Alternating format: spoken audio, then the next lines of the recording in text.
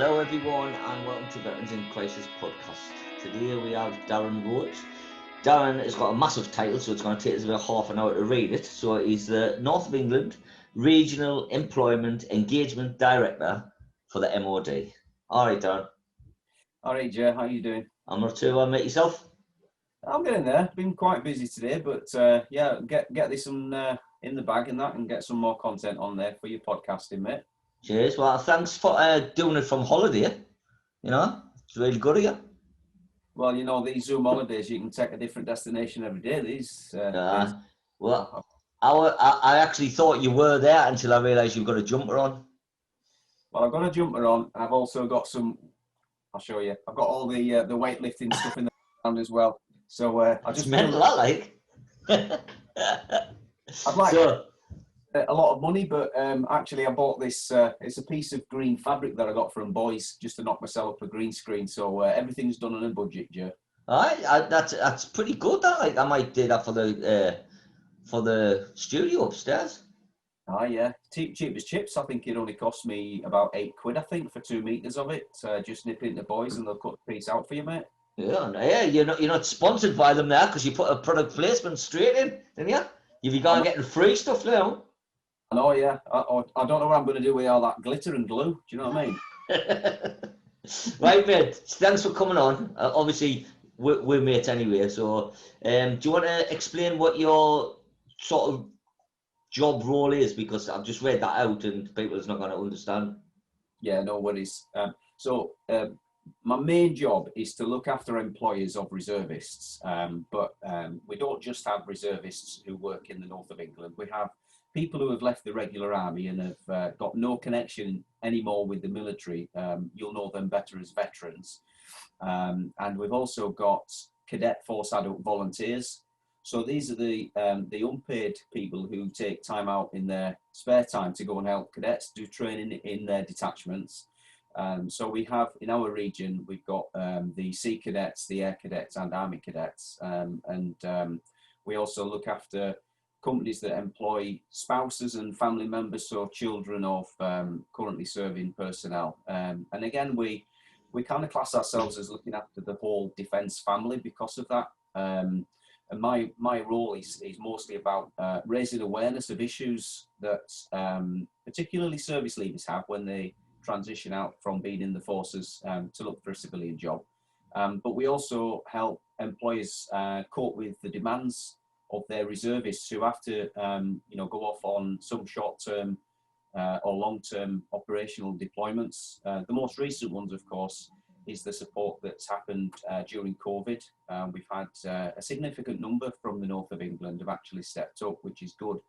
And I'll just sit on the side of the employer if I need to with any employer support cases. So if we have an employee who can't afford for a reservist to leave because their job is particularly important, then they can put requests in to have it deferred or cancelled. So I kind of sit as well in between the Ministry of Defence and the employer in support of their employee. So that's a small part of how I look after employers. I also manage the Armed Forces Covenant and the employee recognition schemes from bronze, silver up to gold level. So we work quite closely with a lot of organisations now who are all helping one another as well as helping us, and we look after their employees as a result of that.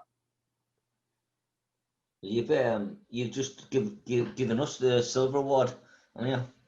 Yeah, I've been working, as Joe says, we've been close friends for a while, and I've been working with Veterans in Crisis Sunderland as part of the Sunderland Partnership now for coming up a couple of years, and it's really through the efforts of the likes of Jessica at Sunderland Council, City Council, and more recently Sophie Ashcroft at Beacon of Light, who have been connected with you, and we've been trying to do our best to promote you as really respected charity. You've obviously been connected as well with the likes of Gentoo Group, who've got their gold as well. The companies and charities has been completely on their own and connect you up with people, and I think, Joe, you'll probably You know, agree that I think that's been a very positive move forward for you, because you've got some real strong connections now, haven't you, in Sunderland? Oh, without a doubt. I mean, being on the partnership and being the first time a third sector's been sort of voted onto the partnership, it's massive for us. I mean, you've got to think we're just a tiny little community interest company in Sunderland. You know, it's in the scheme of things, we're out compared to the big hitters like the council. I mean, the university, the hospital, things like that. You know, so it's amazing in 2.5 years how far it's came along. I mean, and I think you're the same as me, is that you don't really know who you need to know until you kind of get the connection with them people. I mean, I'd never have ever thought of connecting University of Sunderland, for instance, with you know, a CIC like yours. But as you found more recently, because you've got some sort of grand honorary title there now as well, haven't you? But you've seen that just another one of the ones that you can stick on your shelf, eh?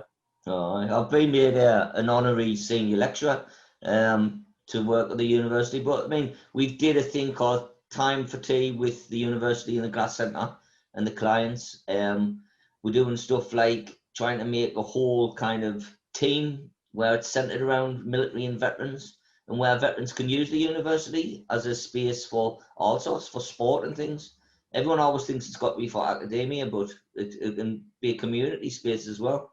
And I hope it's being partners with the universities, something good's going to happen. Like,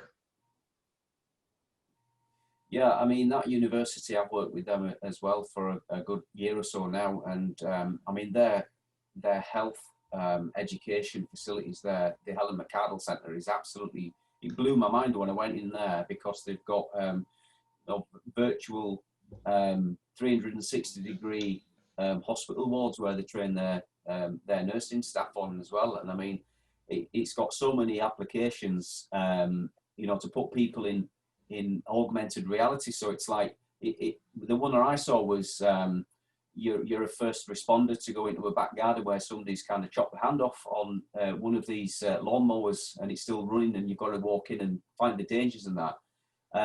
That's the kind of thing that immerses you into that sort of you know, kind of technology, but you're learning without realizing you're learning, because you're actually experiencing something new. And those little opportunities now for the CIC, so you can potentially take some of your service users and you know, go and connect them in with that possibly, just gives them another avenue to look down. Because I think what you probably find is that a lot of the service leavers that get out, they kind of pigeonhole themselves into certain jobs which are linked to what they did in the military. But I'm finding more and more that what companies are good at now is identifying the skills and experience that you have, and then comparing it with some job role that you've never even heard of possibly, and you've got a career path with them as well. So and I think you're probably starting to see some of that benefit yourself with some of your service providers. I know you've been working with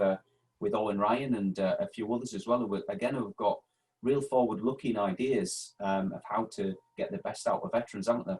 this is definitely, and I think being part of the covenant and the scheme itself, well, for me personally, it's been brilliant, because I met Owen at one of the dues, you know, so making connections with people and you basically introducing us to different people, it's been brilliant.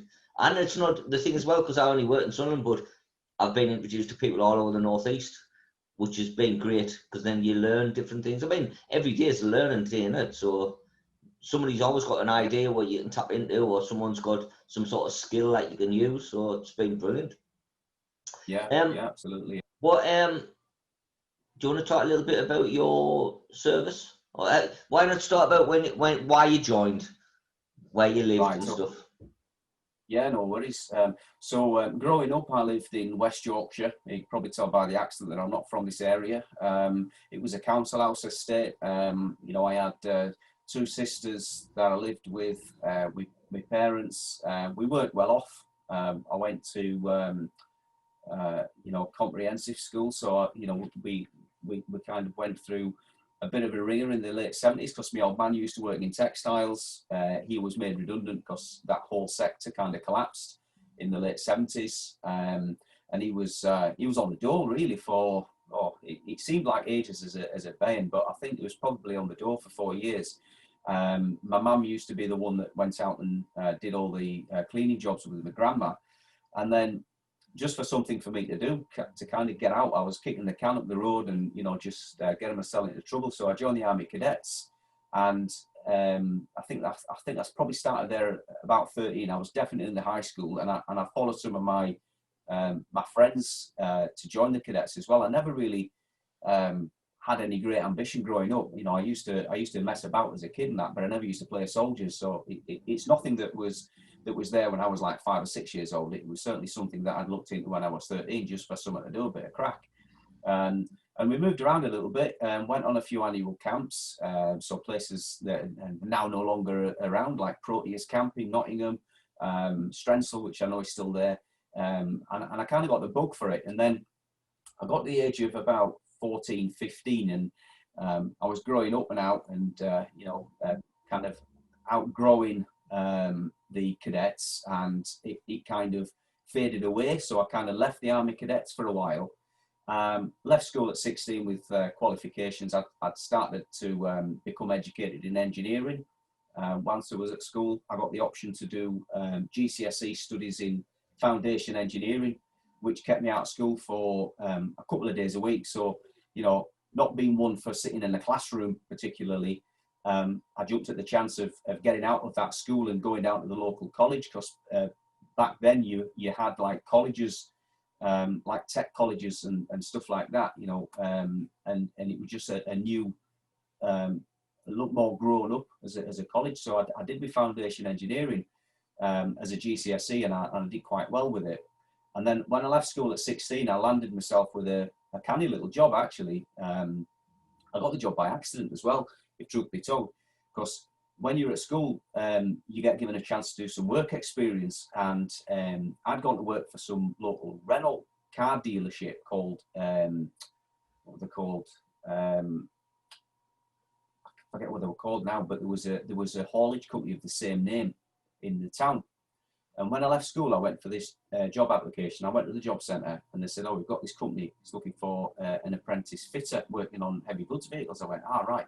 So I managed to brush my hair, put myself a decent jumper on, and I went for the interview. And I sat there, and I'm having a chat with the foreman, and he said, "Oh, have you got any experience in that?" I said, "I said I was working at this place." I gave him the name of it. He went, "Oh, right." And he sat straight up. And he went, "Oh, right."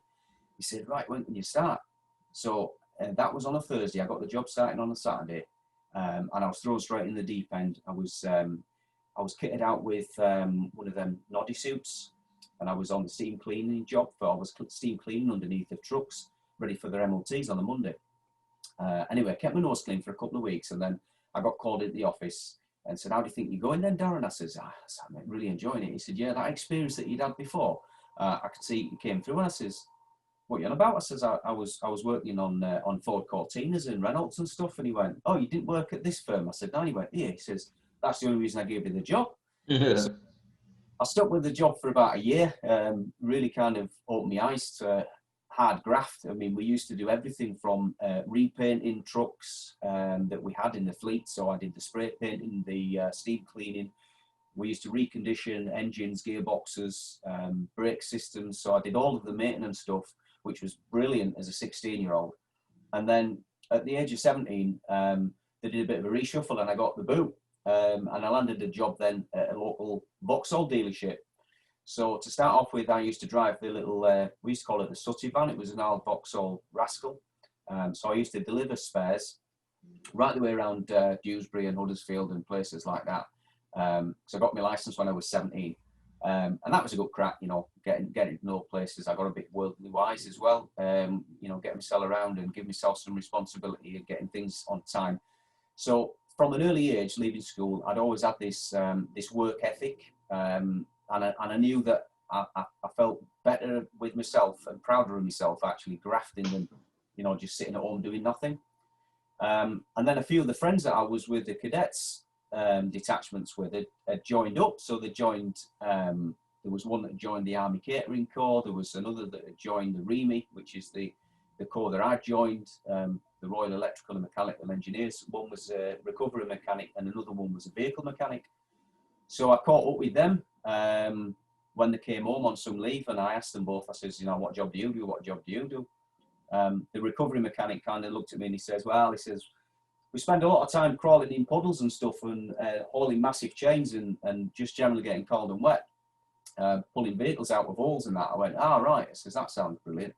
And then I said to the other mate, I says, what do you do? He says, well, we stay in the dry and we fix what he brings in. I went, cold and wet or warm and dry and getting things doing that I was doing before. So I joined up as a vehicle mechanic when I was 18.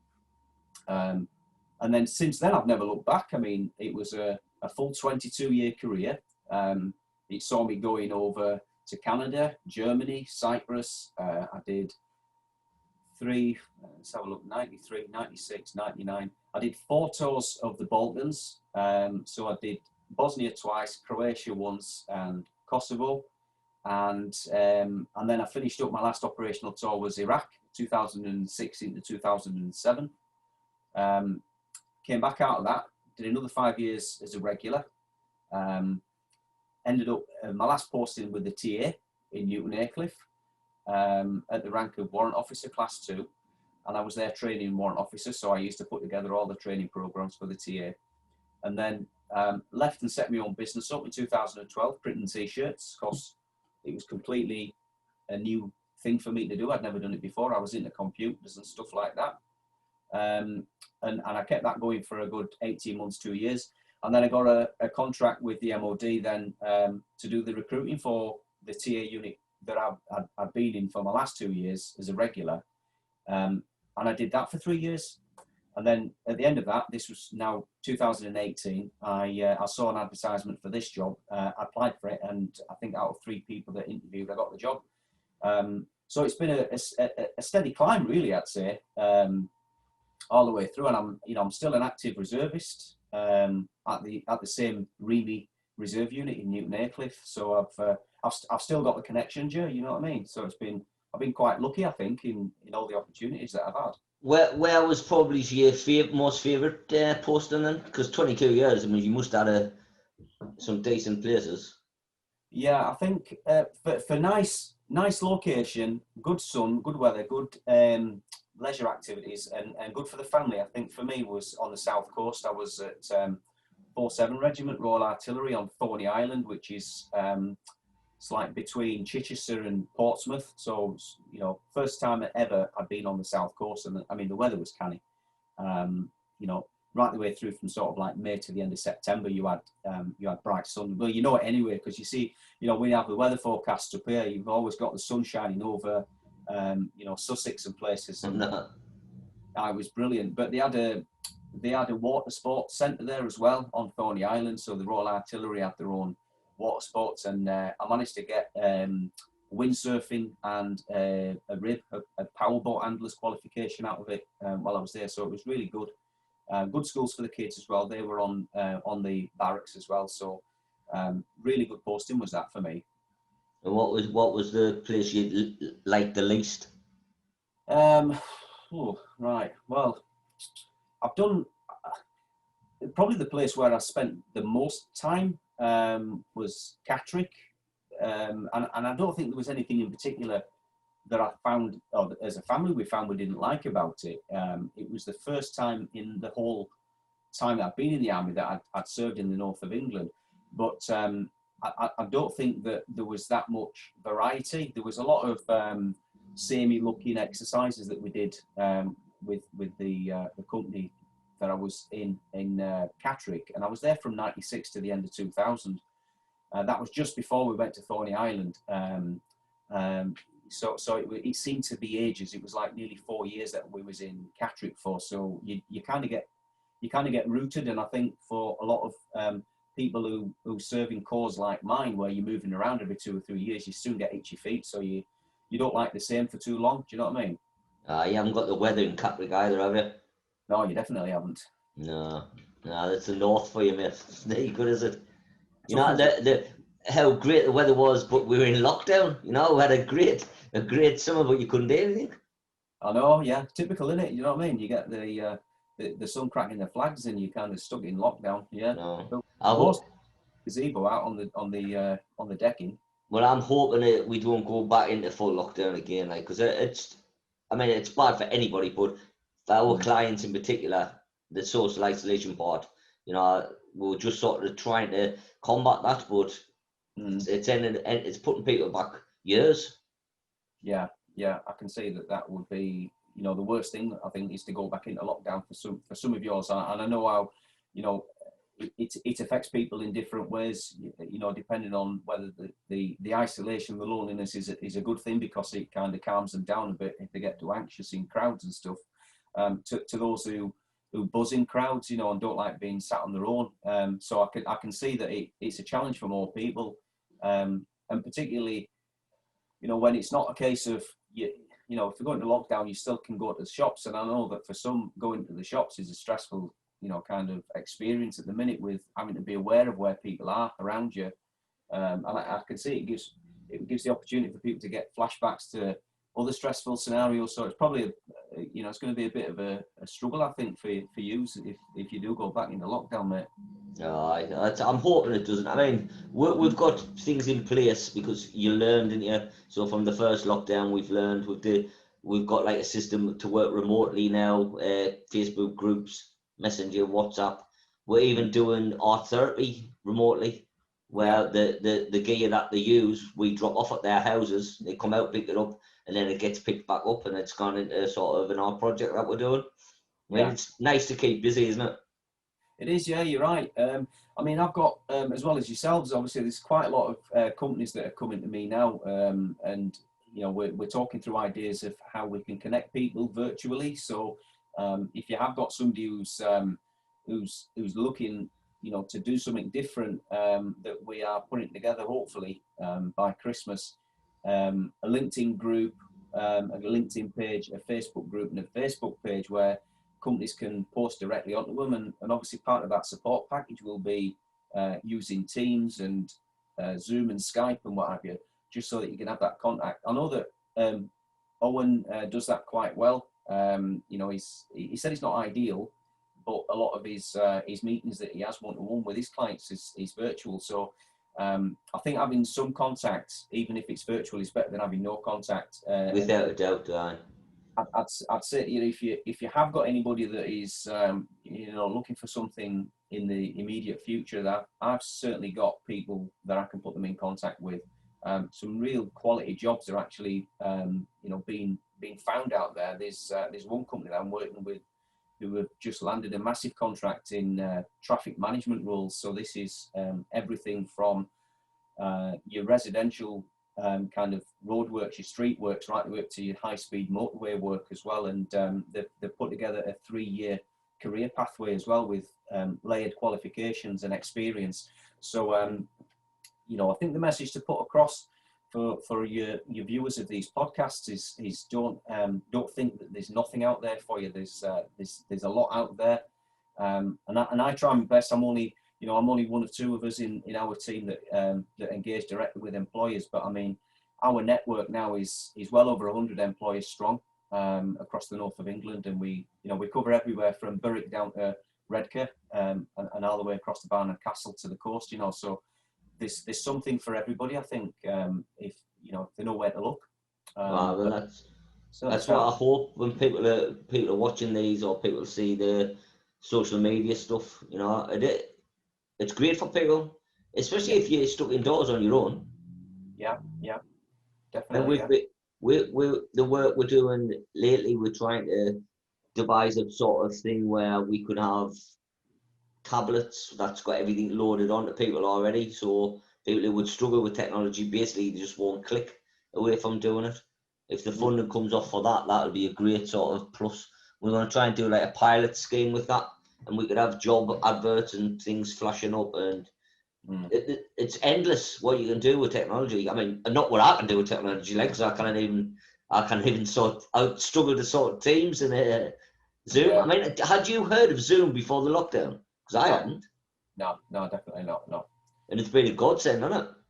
Yeah, I mean, I knew of, obviously most people have heard of Skype, but I'd never heard of Skype for Business. And I always thought when people said to me Skype, I thought, I remember like mid 90s to 2000s where you had like MSN and you had Friendster, Friends Reunited, and then, you know, obviously Facebook came on the scene in 2007, then YouTube came around and what have you. And although I was aware of them, I didn't really kind of invest a lot of time with them. And my sons were very big on gaming, so they started out with the usual consoles, you know, your Sonys, your PlayStation 2s, your Xboxes, your Xbox Ones, your 360s. The lad I've got living at home with us now has got a PlayStation 4. He's looking to get himself a 5. But I mean, I used to play on computers when I was a young'un. You know, I used to play on ZX Spectrums and Commodore 16s and things like that. And I had an Amiga at one point. So I was always liking to play games, you know, when I was like in the late teens and early 20s. But I mean, they're on a completely different level now. I've got, my son will have a headset on where he's listening to the in-game chatter that's going on. It's all multiplayer online. And he's on Skype with one of his mates who's playing the same game, but he just wants to be able to have a different chat with him than he does on there. And they're doing screen recording and all sorts. And then when he's not doing that, he's watching YouTube videos of other people playing the games, and he's sitting listening to them playing on the games. And I start looking through somebody's window. So I just don't understand it. No, But there's loads of money out of it, you know, so obviously who's the fool? Who's all them? Well, I've never ever been into playing games on the computer games. Never. It's not a thing I've been into, and my partner and luckily my daughter hasn't. You know, so it's never any kind of technology I struggle with, to be honest. I'm learning a little bit as I'm going along, like, but this now I've got this. Well, I think I've got it down to a fine now, but I'm only pressing one button, so I'd be I'd be a bit sad if I couldn't do that. Yeah, yeah. It's like, isn't it? You used to have to put your finger around it, and then somebody said, "You got these buttons," and you say, "Oh, I'll need to remember the numbers now." Well, that's it with mobiles and stuff. You never remember anyone's number because it's in your phone. I know, yeah. And I tell you what, I mean, I don't know if you like music, but I really like music. Millions of CDs, used to have records before that and that. But now with the likes of Spotify and things that just sort of come on playlists, I never know who anybody is anymore because there's no point in realising who it is because it just comes on randomly. Yeah. And you probably were like me. You'd quite happily put an album on and listen to every track right the way through from the beginning of the needle landing on it to coming off the other end. And you'd be happy with the quality of the crackles and all that sort of stuff. But I mean, if yours like mine, all mine are upstairs in the attic where I'm sitting. So, you know, I have got a record player up there, turntable, but like you said, it's so easy now just to go onto Spotify and do a search. Sorry, that's product placement, that. That's all right. If we can have free Spotify, that's fine. We will keep Spotify, just keep saying it. Yeah. Fine. Sponsored by Spotify. It'd be so easy now. You can just go, do you know what? I'm so lazy. I'm just going to click Daily Mix 1 and just press play. And I do that quite a lot when Me too. When I jump on me. I've got an exercise bike in the back. So this front half of the garage is for the missus. And we've got a telly on the wall. She's got a bit of exercise kit in the front. And then in the back, I've got a rowing machine and a watt bike with an Apple TV and one of them Sonos speakers. So, I mean, it's like a little mini gym in the back, but so ideal, Joe, because I literally walk out of my back door, down a set of steps, and I'm in the gym. Do you know what I mean? Or I'm at work. So I think that's one of the other benefits about being in lockdown is you don't have to get changed to go to the gym. And half the time you can just come half dressed. So I just come wearing shorts and I put my heart rate monitor, chest strap on, and nobody's looking at us. You know what I mean? Nobody's looking at you in the gym, mate. To be honest, no one's looking at you in the gym. No, they're not. No. They're getting attention. They're just looking at themselves. They're taking Instagram photographs. Aye. Pumping the muscles up. Is there any links or anything you want to put on or to send? And when we put this out, it gets sort of advertised a few days before. So if there's any links, if you email them over, I'll get Joe to put them on. Yeah, no worries. Yeah, I mean, the one website where I say that anybody can go to and find out any information. In fact, I'll give them two. If you go to Google and you type Veterans Gateway, there's a lot of stuff on there. Obviously, as you know, Joe, there's lots of stuff there for support. It's a one-stop shop for anything that you need, finance. So if you've got addiction problems, if you have PTSD or anything like that, Veterans Gateway, I can't promote that more strongly. The second one is go to gov.uk, which I know most people will have been on this year as well because of COVID, because that's where you got all your updates. But if you go to gov.uk, you can type in things like Armed Forces Covenant, and you'll see a list in there of all the businesses that have signed up. We've currently got 396 in the north of England that have signed on for theirs. You can also look for employer recognition scheme, and there are spreadsheets on there. You can download them. You can filter out the list to the north of England, and you can see what employers we've got in the north of England. So if you hear of a company, you can have a quick look and see if they've signed their covenant or if they've got an employee recognition scheme, or just look for defence relationship management, which is the people down in London in the MOD that pay our wages, but you'll get an idea of all the support that you can get there as well. So there's lots and lots of resources and information. But yeah, I'll certainly send you those links through as well, and you can stick them in the description, Joe. Brilliant, mate. Thank you very much. Thank you for coming on. And problem. thanks for all the support that you've given, not just me, but Vixen as a whole. And I look forward to our ceremony, even though it's just virtual, without cream tea. Right, yeah. I'm going to get all that sorted out. I think it's either the 25th or the 26th. Brilliant. Nice one, right. Right, stay in touch. No worries, all right. Thanks a lot, man. Cheers, Bob.